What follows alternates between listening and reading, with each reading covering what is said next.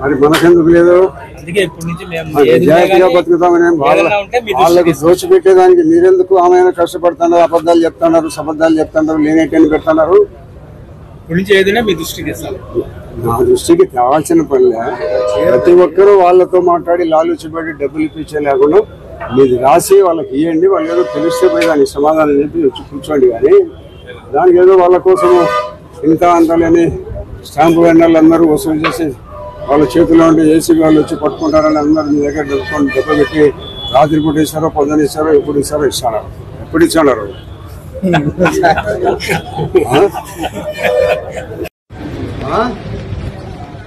కొంచెం తలవద్ది. నేనైతే ఎవరన్నా పొరపాటు జరిగిందని నాకు తెలిస్తే ఒంగోలు మీద ఎలాంటి నేను పరీక్షలు పెట్టాను. ఎంప్లాయీలో మీరు కష్టాలు మీరు పెట్టాలి. ఎంప్లాయీ వచ్చినప్పుడు నేను సాక్ష్యాలు కూడా ఇప్పిస్తాను. ఏసీ వాళ్ళని కూడా ఇంకా దుర్మార్గ పరిస్థితులు ఏసీ వాళ్ళకి ఇక్కడ ఎవరికి మంచాల రూపంలో డబ్బు ఇవ్వకూడదు, ఇవ్వరాదని నేను పెట్టిమంటా నువ్వు పెట్టిస్తావు. దేశానికి సేవ చేస్తానని మీరేం చేస్తానరా? రేపటి నుంచి నాకు ఒక మనిషిని పెట్టాలి. మీకు తెలియకుండా మీరు ఏం చేసేది తెలుస్తాను.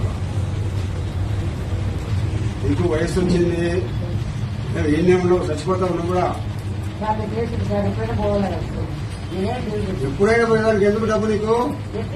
మళ్ళా చెప్పు, మళ్ళా చెప్పు, అబద్ధాలు చెప్పాలి. తీసుకునేట్టు 10 రోజులు రుజువు చేసి ఏమైతే రాజీనామా చెప్తావా? ఎవరెవరి సంగతి అందరూ నాకు తెలిసే నేను వచ్చిన అదే పనిగా.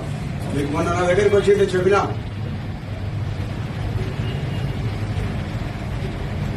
ఏం జాగిరి ఇది? మీ నాయన మీ అబ్బగారు చదివించే జాగిరి అనుకుంటున్నావా? దోపిడీ ఎంత దొరికితే అంత ఇంత అని కాదు. ఏమో మీ అబ్బగారు సొమ్ము షేర గ్రూప్ తీసుకున్నట్టు తీసుకుంటున్నారు, ఇంటికి బాగా తీసుకున్నట్టు తీసుకుంటాడు.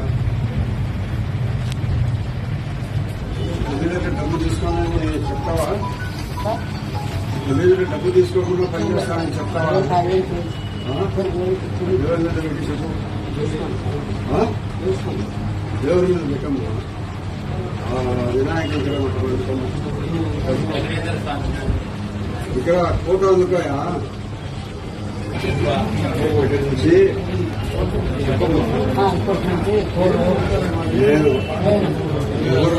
ఎవరు ఆఫీస్కి మీద పనికి వచ్చేవారు రిజిస్టర్లో కానీ డబ్బు తీసుకోండి.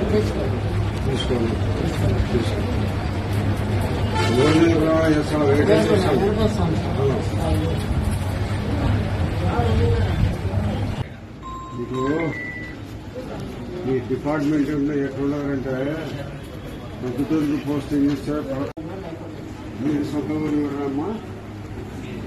సరస్వతమ్మ.